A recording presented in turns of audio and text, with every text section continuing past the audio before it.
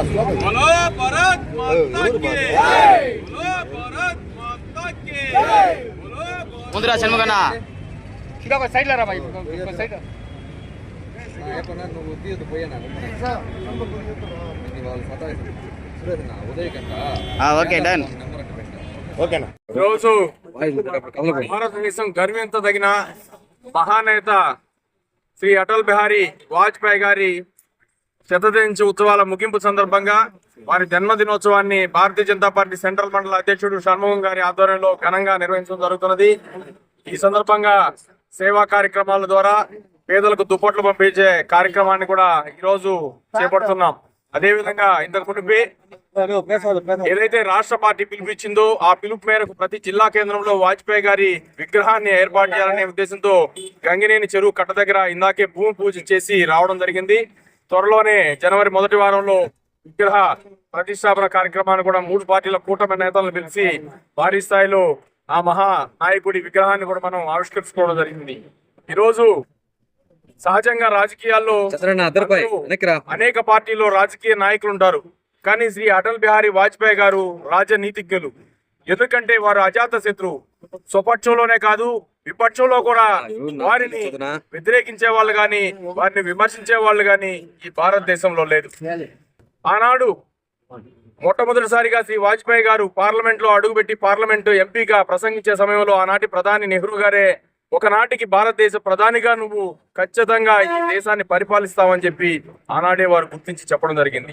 అదేవిధంగా శ్రీ అటల్ బిహారీ వాజ్పేయి గారు 96లో కావచ్చు, 98, 99లో 3 పర్యాయాలు ఈ దేశానికి ప్రధానమంత్రిగా ఉంటూ ఈ దేశ అభివృద్ధి ముఖ చిత్రాన్నే మార్చిన నేత శ్రీ అటల్ బిహారీ వాజ్పేయి గారు. ఒకప్పుడు భారతదేశంలో రోడ్లు అంటే మనకు తెలుసు, రైల్వే లైన్లు అంటే ఏ విధంగా ఉన్నాయో తెలుసు.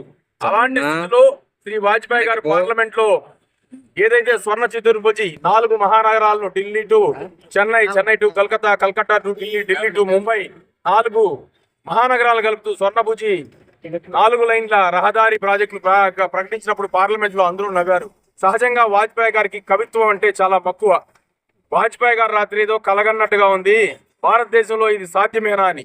కానీ వారు వారి పదవీ కాలంలోనే కేవలం 2 ఏళ్ల వ్యవధిలోనే ఆ ప్రాజెక్టు చేసి దేశంలో రవాణా రంగ చరిత్రను పారిశ్రామిక అభివృద్ధికి ఆద్యుడు, ఈ దేశ ముఖ చిత్రాన్ని అభివృద్ధి పదంలో మార్చిన అభివృద్ధి ప్రదాత శ్రీ అటల్ బిహారీ వాజ్పేయి గారు.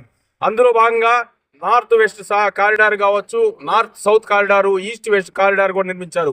కాశ్మీర్ టు కన్యాకుమారి, అదే విధంగా గుజరాత్ నుంచి అరుణాచల్ ప్రదేశ్ దాకా ఏదైతే కాశ్మీర్ టు కన్యాకుమారి రహదారి ఉందో ఆ రహదారి ఇప్పుడు మన కలెక్టరేట్ ముందు వెళ్తున్న 4 లైన్ రహదారి. అది నార్త్ సౌత్ కారిడార్ లో భాగంగా ఆనాడు వాజ్పేయి గారు ప్రపోజ్ చేసిన రహదారి మన చిత్తూరు పట్టణంలో కూడా ఈ రోజు చెన్నైకి, బెంగళూరుకి కనెక్టివిటీగా మనకు ఉండడం చాలా గర్వకారణం. అదేవిధంగా శ్రీ వాజ్పేయి గారు సెల్ ఫోన్లో కూడా విప్లవాత్మకమైన మార్పులు తీసుకువచ్చి, ఒకప్పుడు సెల్ ఫోన్ అంటే కోటీశ్వరులకు సంబంధించిన అంశంగా ఉండేదాన్ని సాధారణ పేద బడుగు బలహీన వర్గాలకు కూలీ చేసుకునే సెల్ ఫోన్ లో మాట్లాడుతున్నా సెల్ ఫోన్ ను టవర్స్ ను విస్తృతంగా ఏర్పాటు చేసి అందరికీ అందుబాటులోకి తెచ్చిన ఘనత శ్రీ వాజ్పేయి గారిది.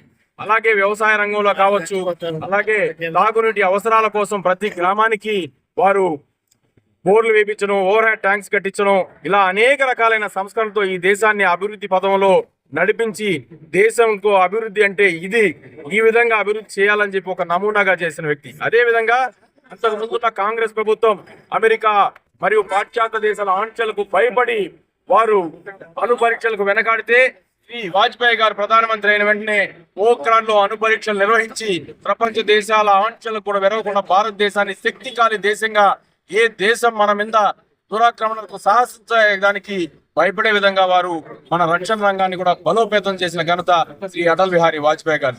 అలాంటి మహానుభావుడిని ఈ రోజు మరొక్కసారి స్మరించుకుంటూ వారికి ఘనవాళులు అర్పిస్తున్నాం. జై హింద్, జై భారత్.